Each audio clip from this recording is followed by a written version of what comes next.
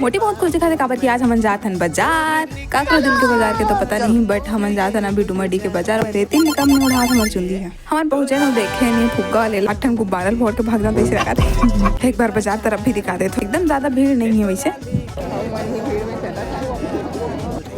मोटे खाने और भीड़ गए भिड़ा तो नहीं करता कुछ ले और डिस्काउंट मिल जाते तो बहुत ज्यादा खुशी होते, बट ये भैया मोर बिल्कुल भी डिस्काउंट नहीं दी से। वीडियो बना देखा थे दादा एकदम ज्यादा खुश हो गए। अरे ज्यादा पूरा दे पूरा। यहाँ से हम ले था 1 किलो सेमी और पीछे पलट के देख ही रहे हूँ कि मतलब बरसात के दिन गए फिर भी कितना चल डालना मोटे देखा था खड़े हो किसने करा बहुत महंगा बहुत दिन के बाद मिले हम अपन फ्रेंड से तो बहुत ज्यादा खुशी होते।